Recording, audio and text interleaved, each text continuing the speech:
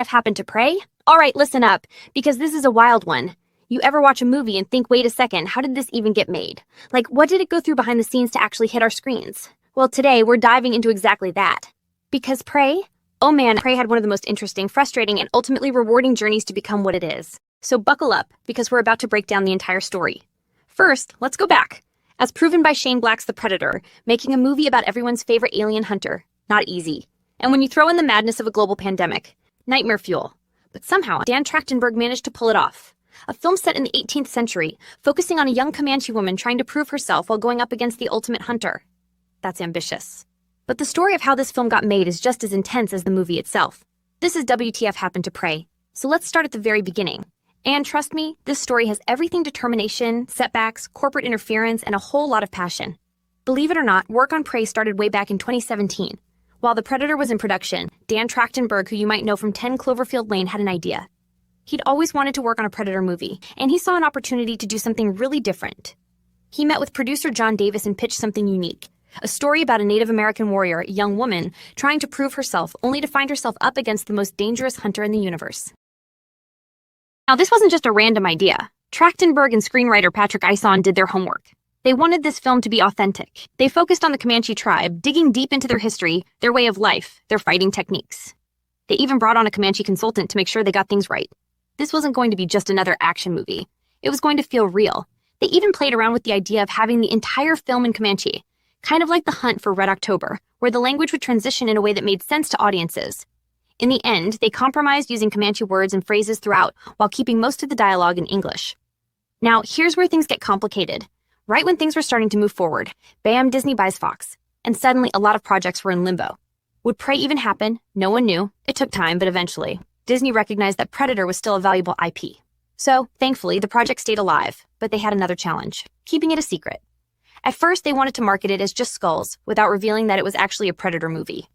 Imagine going into a film expecting one thing and then realizing, wait, this is a Predator story?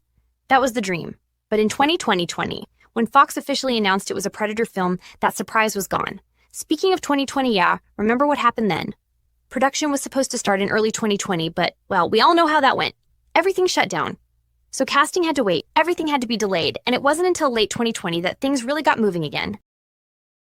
Midthunder was cast as Naru, and let's be real, she crushed it. This wasn't her first role, but it was the one that put her on the map. And it wasn't just about acting, she did a lot of her own stunts, bringing an incredible physicality to the role.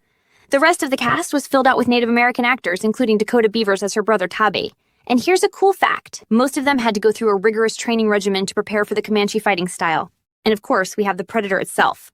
Dane DeLigro took on the role, and let me tell you, this guy IS the Predator. He brought this terrifying, brutal presence to the character. And fun fact, that latex suit he wore weighed over 60 pounds.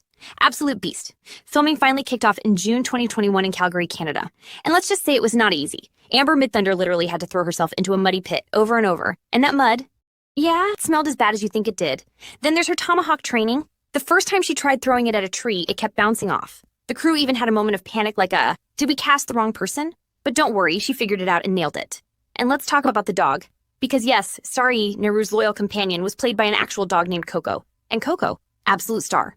But also kind of a troublemaker. Apparently she was a bit of a wild one on set, but that just made her performance even more authentic. Visually, this movie is stunning.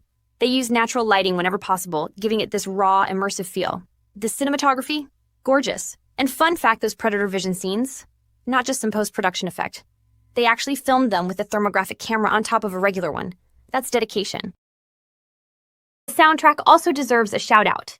Dan Trachtenberg was playing Assassin's Creed Valhalla during pre-production, and he fell in love with the music. So he brought on the same composer, Sarah Schachner, to do the score.